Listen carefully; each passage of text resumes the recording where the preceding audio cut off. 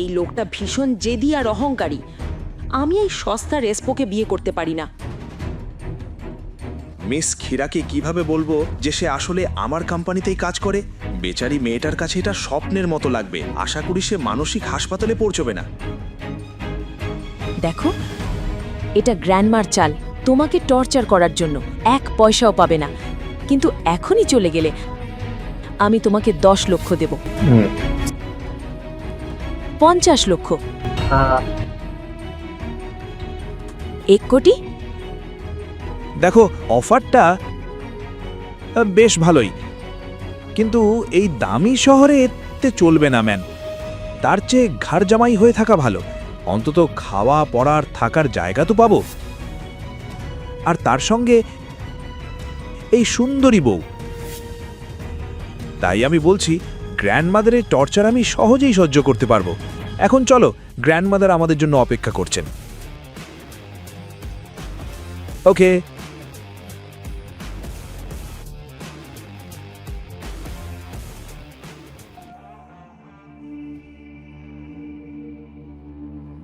চলো কিয়ারা, রেজিস্ট্রারের সামনে সাইন করো। চলো।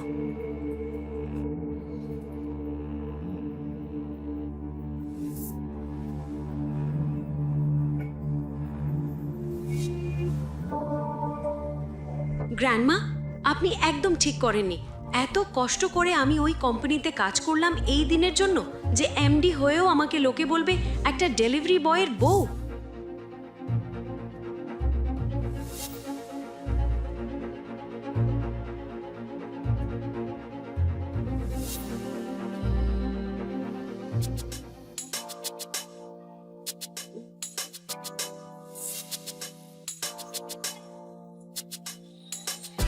আজ থেকে তোমরা দুজন স্বামী স্ত্রী। তার মনে এক ভয়ঙ্কর ঝড় উঠছিল।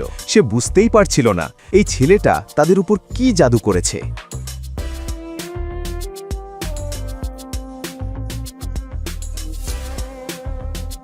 রায়জাদা ম্যানশনের ভেতরে সাবিত্রী আর কিয়ারা বাড়ি ফিরিতেই রাগে ফুঁসতে থাকা কিয়ারা গ্র্যান্ডমাদারের কথা না শুনে নিজের ঘরে ঢুকে দরজা সজোরে বন্ধ করে দিল। কিয়ারা,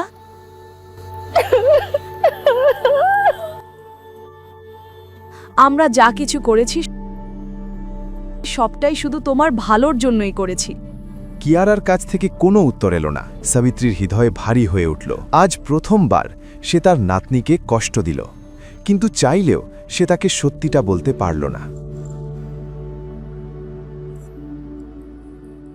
আমি বলছি, আমরা যত কিছু প্ল্যান করেছি সব ঠিক সেইভাবেই হচ্ছে। কিয়ারা আর বেদ সামনে যা আসছে তার জন্য একদমই প্রস্তুত নয়, কারণ আসল পরীক্ষা। ফোনের ওপার থেকে আসা সেই ভয়েসটা এখনো আসেনি। হঠাৎ পুরো ভেলার আলো নিভে গেল। কে এটা? তুমি কে? এমন এক বিলাসবহুল ম্যানশনে যেখানে অনুমতি ছাড়া হাওয়াও নড়ে না, সেখানে হঠাৎ করে কিভাবে আলো চলে গেল। সাবিত্রী বুঝে গেল এটা কোনো সাধারণ পাওয়ার কাট নয়। অন্ধকারে তার হৃৎস্পন্দন জোরে জোরে বাজতে লাগলো। এই দেখো তো, আলো কিভাবে চলে গেল? পিস্তল হাতে সিকিউরিটি গার্ডরা পুরো ম্যানশন তন্ন তন্ন করে খুঁজতে লাগলো, কিন্তু কোনো সূত্র পেল না। তারপর আলো ফিরে এলো, আর সাবিত্রীজি বুঝতে পারল এটা আক্রমণ নয়, এটা চুরি। সে নিজের ঘরের দিকে গেল। বেদ ঢুকতেই একে একে সব বডিগার্ড কিছু না বলেই বেরিয়ে গেল। বিভ্রান্ত আর চিন্তিত বেদ সোজা সাবিত্রীজির ঘরের দিকে এগিয়ে গেল। এটা নয়।